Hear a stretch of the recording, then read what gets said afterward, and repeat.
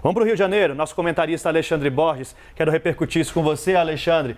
Bom dia primeiro, para a gente tratar aqui o momento em que isso acontece na Comissão de Constituição e Justiça, capitaneada por Bia Kicis, e em meio a essa suspensão do orçamento secreto, a emenda de relator.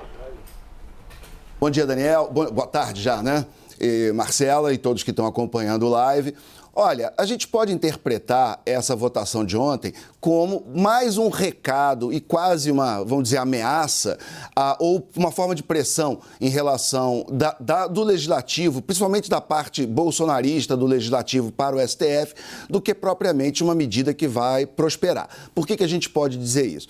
Em primeiro lugar, existe um caminho, você já citou isso, um caminho muito longo entre a aprovação na Comissão de Justiça de Constituição e Justiça e uma efetiva aprovação de uma PEC. Por quê? Porque primeiro tem que ser aprovado como foi ontem na CCJ. Depois vai para uma comissão especial, tem que ser nova votação, aprovado de novo. Depois, se aprovado na comissão...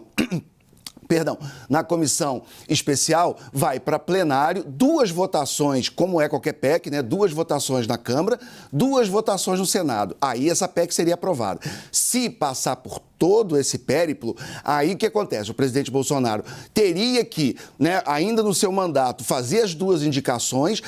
Esses 2 nomes teriam que ser sabatinados, tanto ali na CCJ quanto no plenário do Senado Federal, para aí sim esses 2 nomes virarem novos ministros do STF.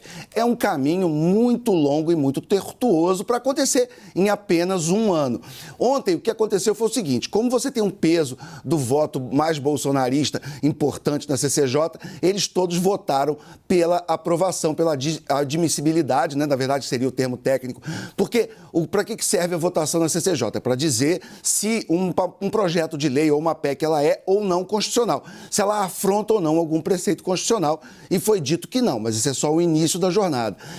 Já se essa PEC acaba sendo aprovada por todo aquele caminho que eu estava dizendo, tem um ponto interessante. Se o presidente Bolsonaro recebe essa PEC aprovada, mas não consegue aprovar os 2 nomes, o que acontece? Isso vai para 2023, vai para o próximo presidente, para o próximo mandato, que pode não ser ele pode ser eleito, mas pode também não ser. Se ele não for eleito, o próximo presidente, que já vai escolher os substitutos de Rosa Weber e de Ricardo Lewandowski, ambos com 73 anos, então, pela lei atual, eles se aposentam na próxima magistratura, como mais 3 ministros também deveriam se aposentar, que seriam, se a minha memória não falha, Gilmar Mendes, Luiz Fux e Carmen Lúcia. Esses 3 estão na faixa ali acima dos 65 e também se aposentariam. Então, se essa lei é aprovada e reduz para 70 anos, mas o presidente não é Bolsonaro, é outro, o próximo presidente escolhe não 2, mas 5 ministros do STF. Então, é muito difícil dessa proposta prosperar, mas é um caminho muito interessante para ver o raciocínio de que quando alguns governos de mente mais autoritária não gostam do encaminhamento do judiciário, eles pensam em mudar o judiciário.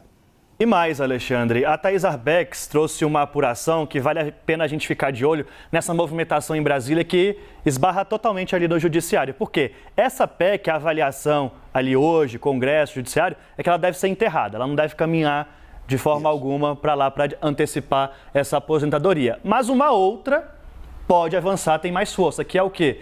Aqui aumenta a idade de 65 para 70 anos de indicados a tribunais superiores, STF, STJ, TST, enfim. Por quê?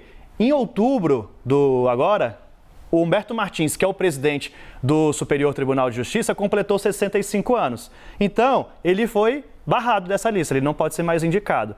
E há uma articulação para que essa outra PEC avance, colocando a idade de 70 anos como limite para a indicação do STF. Ele que é um dos supremáveis, como se diz ali. A Thaís Arbex até destaca que essa PEC ganhou o apelido de PEC Humberto Martins, que é justamente por isso, porque ela aumenta a idade para indicados do STF e abre espaço para que outros indicar, outros magistrados possam ser indicados para tribunais superiores. Agora você vê, Daniel, como é que essa discussão está casuística, né? Quer dizer, em cima de nomes, em vez de ser o mérito, né? É uma pena que decisões tão importantes que envolvam o primeiro escalão das Supremas Cortes do país estejam à mercê de discussões tão casuísticas. Aí, a PEC, se a outra passar, Humberto Martins volta para a lista dos supremáveis. Valeu, Alexandre. Valeu.